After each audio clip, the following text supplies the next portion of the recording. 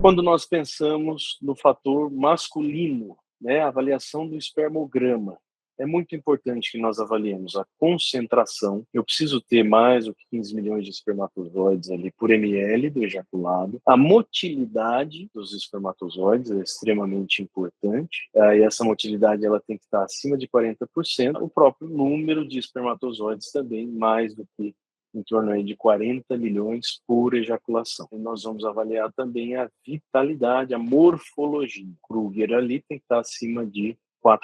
Então, as avaliações principais que nós realizamos, importante lembrar, concentração, a motilidade e a morfologia, né? Então, concentração, motilidade, a motilidade pode ser a motilidade total ou progressiva e a morfologia, estrita avaliação de Kruger. Tá bom? São aí as avaliações, né? Orientar sempre na coleta um período de abstinência de pelo menos 2 dias, tá? Se houver azoospermia ou oligospermia grave, eu tenho aí menos do que 5 milhões de espermatozoides, repetir o espermograma em 2 semanas. Muito importante. Antes de solicitar o espermograma, lembrar que eu preciso avaliar o paciente. Parece redundante, mas é importante convocar o paciente, realizar anamnese detalhada, realizar exame físico e aí sim solicitar espermograma, orientar a coleta correta do espermograma, solicitar ultrassonografia de bolsa escrotal se houver indicação.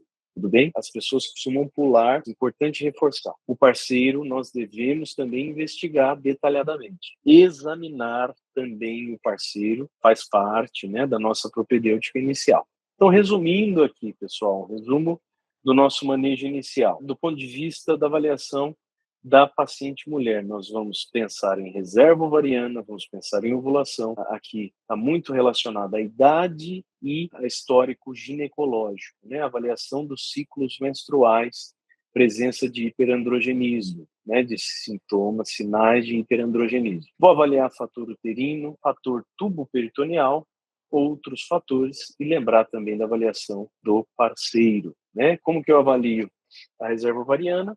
Posso avaliar, além da idade, FSH no 3º dia do ciclo. Fatores ovulatórios, progesterona no 21º dia do ciclo, para a gente saber como solicitar.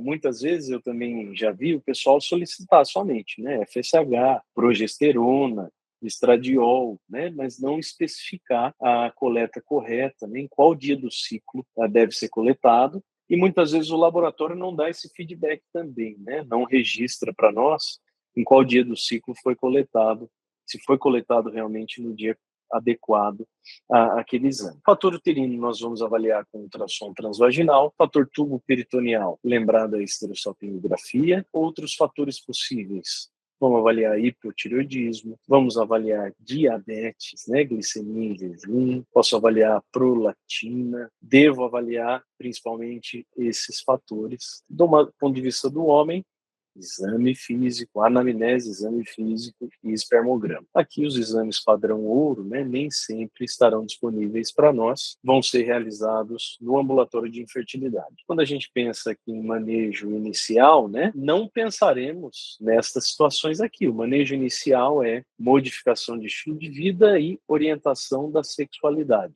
relações sexuais desprotegidas e numa frequência adequada, interrupção da anticoncepção. Tem, não infrequente, né, relatos de pacientes que vinham tentando engravidar e que estavam com DIU, por exemplo, né, o DIU vencido há mais de 10 anos, a paciente achou que engravidaria mesmo com DIU. Em Planon vencido há mais de 3 anos, a paciente manteve o método. Tá? Então, lembrar de perguntar também, né?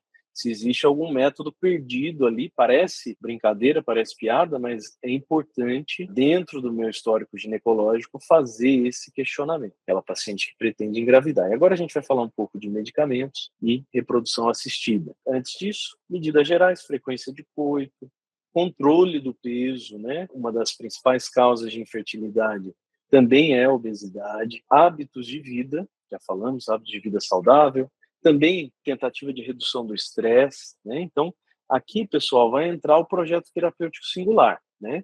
Avaliação da equipe multiprofissional do casal infértil, participação nos grupos terapêuticos, participação nas atividades coletivas também é muito importante, como medidas gerais. Lembrar que a maioria dos casais, que a priori, né, foram chamados de inférteis, eles vão engravidar, vão ter um sucesso da gravidez a partir dessas medidas gerais, quando bem executadas, quando adequadamente executadas.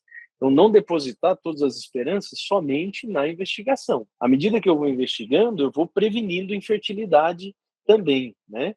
Muito importante lembrar disso. Aciona a equipe multiprofissional. Quando nós falamos de manejo do fator ovulatório, o que nós vamos pensar aqui? Manejo do fator ovulatório. Estou pensando no hipogonadismo hipogonadotrófico, aquela paciente que tem um FSH baixo, né? Tem um fator central aí do seu hipogonadismo. Muitas vezes a gente vai ter que corrigir o fator causal, né?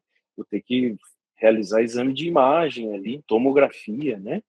De crânio, por exemplo, corrigir o fator causal. Se a paciente tem um FSH baixo, como a gente comentou, muitas vezes vai ter indicação de indução de ovulação com gonadotrofinas. Se a paciente tem uma amenorreia funcional, hipopituitarismo, correção aí do fator causal. Quando a paciente tem um hipogonadismo normogonadotrófico, o paciente tem, por exemplo, síndrome dos ovários policísticos, né? Tem um FSH normal, mas tem sinais aí de hiperandrogenismo. Primeira linha, mudança de estilo de vida, que vai ser primeira linha para toda paciente, para todo casal, né? Primeiro lugar, mudança de estilo de vida. Temos como segunda linha, indução da ovulação, né? E aí a primeira escolha vai ser o clomifeno, que vai estar disponível lá no ambulatório de infertilidade. Eu posso utilizar como terceira linha o clomifeno associado à metformina. Na prática, pessoal, a gente acaba tentando a metformina. É um medicamento que auxilia na perda de peso, é um medicamento que auxilia na resistência periférica, né? Aumenta a chance dessa paciente engravidar, tá bom? Nessa paciente que eu tenho diagnóstico de SOP ou suspeita de SOP, tudo bem? Como terceira linha, essa paciente vai ser submetida a técnica de reprodução assistida lá no ambulatório de infertilidade. Um grupo aqui de pacientes da falência ovariana prematura, aquela paciente que tem história de menopausa precoce na família, né? Tem risco de falência ovariana prematura. Tem um hipogonadismo hipergonadotrófico, né? O FSH vai estar acima de 40, pelo menos, acima de 50. Eu estou suspeitando aí de uma menopausa precoce. Lembrar que nós temos também ovários resistentes à ação das gonadotrofinas. Isso ocorre nas síndromes de diferenciação sexual, por exemplo. Nós acabamos identificando. É indicado indução de ovulação com gonadotrofinas ou a própria FIV, fertilização in vitro, com doação de oócitos, com doação de um terceiro, né, de oócitos. Eu já vou explicar um pouquinho as regras de reprodução assistida. Uma outra possibilidade é que um grupo 4 com hiperprolactinemia, vamos corrigir a causa da hiperprolactinemia, além do uso de agentes antidopaminérgicos.